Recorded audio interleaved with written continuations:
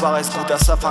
Nos choix viennent de nos expériences et de certaines de nos espérances. Nos craintes sont les résultats de nos jalousies naissantes. L'estomac exige que l'espèce rentre, lui-même inspiré par les méandres d'une vie où les chutes libres emportent les cercueils et les cendres. Soutenus par nos semblables, couchés sur une civière, certains cachent sous des visières des vies impensables, scrutés de haut en bas par des ennemis rusés. Le spirituel devient une blague chez un esprit usé. Seul sans personne, j'éviterai toute traîtrise, tout partage, toute bêtise, toute solution pour les crises. C'est pourquoi je suis condamné à cohabiter dans la bipolarité, sachant que j'aurais honte après, sachant que j'aurais honte sinon, et que regarder ailleurs est normal, que le regard des autres disons qu'il agit sur le moral. Donc faire avec est un test pour nos ressentis. On gagne en confiance puis on se perd quand le jeu s'empire. Sans les risques y'a pas de courage et contre lui y'a pas d'esquive. Quand t'évites la confrontation, avant lâche tes rides et rides. Donc jette-toi à l'eau et propage tes convictions, accepte-en d'autres en retour et écoute même les cons qui sont incités par des abrutis ou des êtres pleins de bonnes intentions. Attention aux chemins périlleux et à ceux pas indiqués, les conseillers, les pièges connus n'est pas dans la nature de l'homme. La seule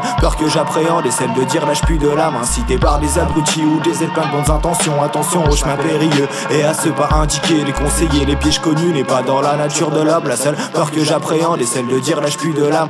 Là je m'adresse à tout un chacun, faut que la paresse goûte à sa fin. L'envie fait que certaines crasses se font juste pour un câlin. Si tu déteins en mal c'est que t'as subi le même sort. Je suis contre cette idée qui dit qu'on peut donner naissance à des porcs. C'est l'effet papillon, la capacité à changer les choses. En un mot tu peux réjouir un être chéri, comment l'enterrer d'autres responsables de nos connaissances. Même si certains nient, y a pas de vérité absolue, mais je peux t'avancer que c'est ainsi. Cette propagation existe grâce au mensonge et au sadisme. C'est facile de profiter des naïfs par son charisme. Le regard sincère peut être théâtralisé. Le cerveau en cas de galère ne sert qu'à paniquer. Le doute s'inculque quand partent les insultes. Nos désaccords font qu'à notre insu on rêve d'un but influençable à notre échelle. On les touche et pour toujours on devrait avoir des photos de nos ennemis sur l'étagère. C'est eux qui nous rendent mal polis ou plus souriants, vu qu'on prétend mûrir en pourrissant. On s'attire quand même hanté vu qu'on s'entoure malgré le risque de voir déconsentir nos failles afin d'exploiter leurs vices. Facile de profiter des naïfs par son charisme.